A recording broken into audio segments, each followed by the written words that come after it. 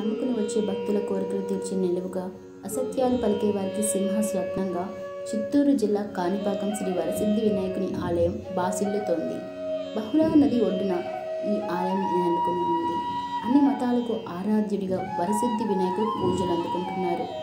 ఈ స్వామికి హిందువులే కాకుండా ఇతర మతస్థులు కూడా మొక్కులు తీర్చుకుంటారు. ముఖ్యంగా స్వామివారి దర్శనం కోసం ప్రతి నిత్యం వందల సంఖ్యలో ముస్లింలు రావడం ఇక్కడ విశేషం. దేవుడు ఒకటే అన్న నిదర్శన ఇక్కడ కనిపిస్తుంది.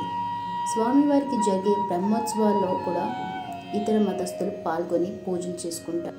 సుమారు 1000 ఏళ్ల క్రితం ఈ ఆలయం నిర్మాణం జరిగినట్లు చారిత్రక ఆధారాలు ఉన్నాయి. పూర్వం విహారపురి అనే గ్రామంలో గుడ్డి, మోగ, చెవిటి వారి ముగ్గురు జన్మించారు. వారి కర్మఫలాన్ని అనుభవిస్తూ వారికున్న పొలాన్ని సాగు చేస్తూ జీవనం కొనసాగిస్తున్నారు. అయితే ఆ గ్రామం కరువు కాటకలతో అల్లాడింది. గ్రామస్తులకు కనీసం తాగేందుకు ఒక చుక్క నీరు కూడా దొరకని పరిస్థితి నెలకొంది.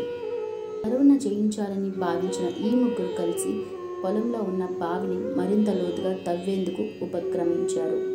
ఆ సమయంలోనే ఓ పెద్ద బండరాయి విరిగి అడ్డుపడింది. దీంతో పూర్తిగా బావిని తవ్విన వారికి గణనాథుని రూపం కనిపించింది. దీంతో వీరి ముగ్గురితో పాటు గ్రామస్తులు కూడా ఆ విగ్రహానికి పూజలు చేశారు.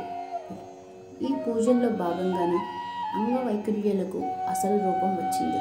నిజ పూజలు అందుకుంటున్న గణనాథుడు తను దర్శించుకునే భక్తులకు వరాలు ప్రసాదించే దేవుడిగా కాణిపాకంలో పూజలు అందుకుంటున్నాడు.